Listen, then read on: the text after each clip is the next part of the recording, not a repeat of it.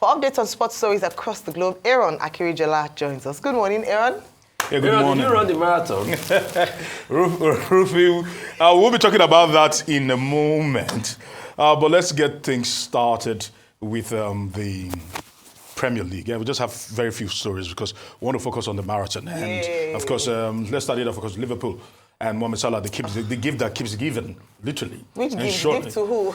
Gift to Africa, because he's one of the best players on the continent and one of the best players in the world as we speak. And you can actually see his goals this season, 23, as against Erling Haaland, 19, and Chris Wood is having a season of seasons. 18 goals so far for Nottingham Forest. So kudos to him. He's looking like he's running away with the golden boot as we speak. Liverpool will be hoping that they can keep that particular form and momentum up because right now they've been able to maintain and retain their 7-point buffer between themselves and Arsenal, who won over the weekend, a bit scrappily, and Merino getting both goals. But a win is a win. A win is a win.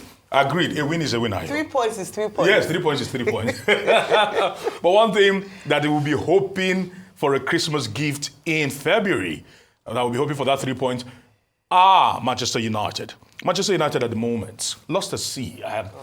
Everyone keeps asking, how can they get their season back? Tottenham Hotspur are having a stinker of a season. Yet Tottenham Hotspur gave them a run for their money yesterday, picked up all 3 points in front of the Lily White fans. And this is what this man had to say, talking about Amorim. He said, I have a lot of problems. My job is so hard, but I'm here to continue with my beliefs. There are talks that the players are not buying into his system and his strategy. And right now, everything is in disarray, I must actually say. It's unfortunate. Number 15. Okay.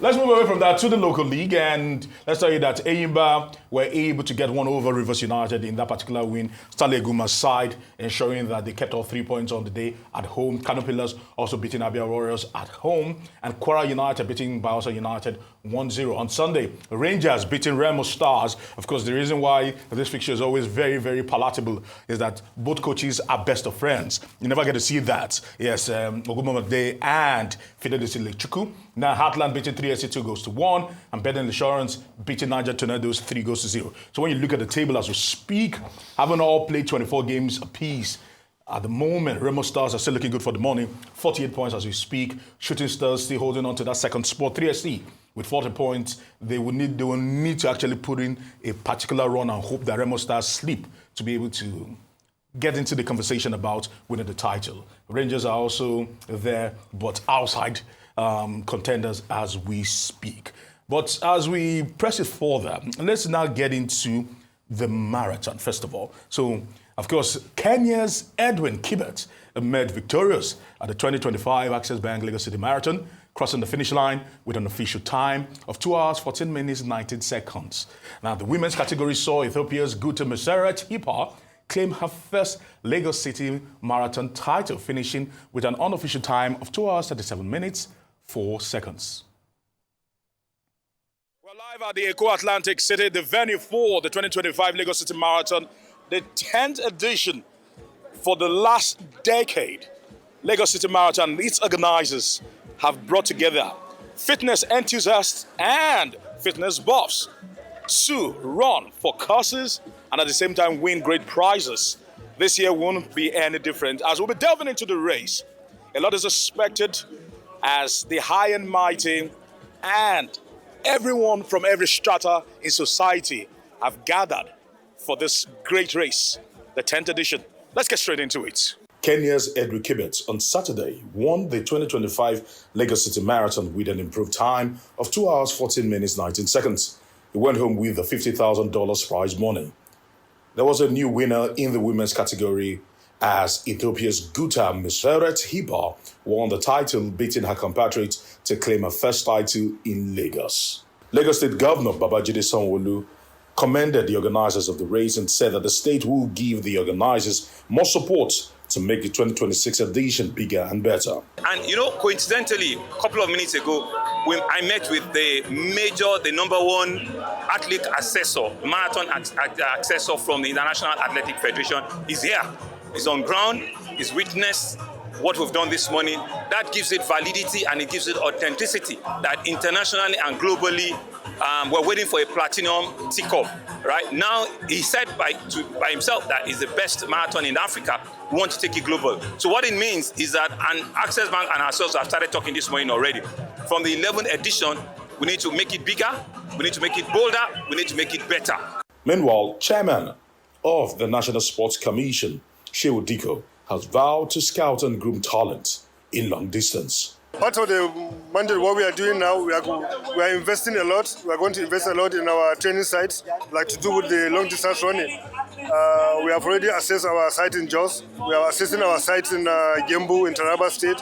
Mr. President has approved. We do the necessary by bringing both the government investment and the private investment to get that going, so that by the time we identify the talent, right from the young age, we can take them to a training site, promote them, and make sure they are able to develop the right way. And as they develop, we have our early development board, we have our Olympic preparations funding. We can take them even abroad to go and camp and train where these people are training as well. And I have a man who has 7 medals to show. Probably I'll be here for this is my 8th. Due to probably Arise assignments, I've not been able to attend 10. But this is my 8th. And I must say that over the years, it's been quite exhilarating. And I have Agbola Alaba here with me, a man that has medals to prove. Agbola, come over. Let's get a talk. All right, come. How are you doing today? I'm fine. Talk to me. I can see 1, 2, 3, 4, 5, 6, and number 7. Yeah. That means you've been here for almost the entire decade. All right, let's in the bid to actually move it on. You didn't run this year. You didn't run. No, You just joined at the not finish fairness. line. No, I plan to actually, but force majeure. The roads, the roads were blocked. Okay. The roads were blocked before. I'm serious, force majeure. Well, the roads are always blocked. No, so I left my house probably 30 minutes too late. Okay. I missed the first 2 hours of the race. Anyway. It's unfortunate, but Yeah, but it if the roads happens. were blocked, get out from your car, begin your marathon. No, we have to run with you. We have to run with the crew. You did it so for we have to Zanda. do it. You did it for Zanda. Now, moving away from that quickly, before we actually get to you guys, there was a little bit of kerfuffle, all right, at the race, as the activist Omoyele Sowore was pictured having a bust-up with security members, because there were talks that when the governor had gone to the stage to present the awards to the deserving winners, he went to that particular area where the governor sat, and he sat there. And some security came in, some APC people also came in and said, "We don't like you being here. Please stand up and go." And he didn't want to go. And in the words of what they call it, the DG of the National Sports Commission there, he said even the president cannot take him out. But they ultimately were able to bundle him out and take it back, talking about the movement have kicked against it. And it's been up and but let's get to hear from the DG of the National Sports Commission about this particular incident, and this is what he had to say. My friend Sowore came here with over 50 people to usurp the city of Mr. Governor and other dignitaries. He ran this race, he registered for this race under the organizers. He did not have the right to come here and cause chaos and started abusing people and physically attacking people. But luckily, the security apparatus, both in uniform and in plain union clothes, got him out of here. And he said, woe betide that even the president of the country cannot get him up. Even the governor cannot get him up. Of course, I got him up. I got him and I sent him out. All right, Rufai. Okay, so a couple of things. Yeah. It's not today Sowore had been running that marathon, so I did not know what really happened. And I'll tell you why. Because I was Sowore's pacer in one of his practice for the marathon, I think 2023. You told me. He came to my gym that morning and I paced him up for a 4-kilometer race at 9 kilometers per hour. That was the pace we were doing, and he was with me running in the gym that day. So, I mean, I do not know what ensued, but I'm happy that this didn't degenerate, and that's a blight on the marathon. That should not be the essence of the marathon. The essence of the marathon is the fact that Nigeria is doing something laudable. Herbert Wigwe of blessed memory did a lot for this marathon. We've been able to sustain it, and it's also a tribute one to him. The fact that the governor also did run, at the finish mark, which was a good one. And commendation must go to Lagos State for Lagos State and for ensuring that this marathon, and it's a yearly event. It's also a very good social gathering. A lot of people do run, so that's a good one. At least because for a city like Lagos, having a marathon back on its cards, I'm really excited. For so many years, they didn't have a marathon. They used to, at some point, it was once sponsored by Glo, where it was the Lagos Half Marathon. And when Glo stopped, we didn't have anything on the cards. And Bukola Olopade Ozogula, bringing this back and getting the sponsors, very good. It's just how can we ensure that it moves to the bigger league marathon? Because I know they have rankings, the Diamond League, and they all of that. I think they're targeting platinum. The platinum one now, like Okpekpe. That's a good one. As regards the Premiership, I've always said it, and I think true to type, I've always said I never expected anything from Maresca. In fact, like I said, I told a lot of Chelsea fans, Maresca will make Chelsea dance Macarena, and it's obvious. With that Brighton game on Friday, I'm not surprised Chelsea lost. I'm not surprised. I wasn't expecting anything, so I'm not. I think the real contenders are the likes of the Arsenals of this world, which played very well. And I think you need to take back your statements and give kudos to Arsenal. Thank you. Arsenal didn't have the full complement of their strike force. True. They had the likes of Nwaneri and Sterling. And they still pulled out a result against Leicester. Leicester is not easy fit. I know they've not done very well this year. And also give it to, Man City. Their resurgence is quite, commendable. Yeah, it is. With all they have gone through, the divorce and all of that, with mock Pep Guardiola, knocking Newcastle 4. It's not an easy one. And also give it to Liverpool. That's a very good result. But the problem I have with Amorim is this. You can complain till today, till from tomorrow. You are the one that have a problem as far as I'm concerned. Because even when Ten Hag left, it wasn't this terrible. And we've had other Man United coaches, the likes of Ferguson, that when they were there, they didn't use the big stars of this world. They were able to whip them in line. Most of the bulk of the successful Man United team were the class of 92. True. Those boys came out of nowhere. The likes of Beckham, the likes of Nicky Butt and all of that. And he groomed those boys. That boys, the class of 92, were the ones that won triple champion in 1999, formed the base of the Man U team up to the early 2000s. And they did well. They were just academy boys. So and they played into the 2010s. They played to the 2010s. They were the bulk. The likes of Steve Irwin, David Beckham, Nicky Butt, that team. Ryan Giggs, Paul Scholes, Dwight York. Those were the team. Andy Cole. Those were the bulk of those boys. And they did very well. And all he just did was he brought people out of nowhere to bolster the likes of them, Danny Take-Mensah, Danny Welbeck, the likes of Chicharito. And all. These were not established stars. So I think, with all due respect, Amorim has a problem. The same team Amorim is complaining about. If a Ferguson, I know it's not possible at this age, decides to come back one season, he will do wonders with this team. It's not that Man United those days had superstars. They had people they can cut and they can make. Go back to Cristiano Ronaldo. He will tell you, if not for Ferguson in his early days, he will not become what he is today.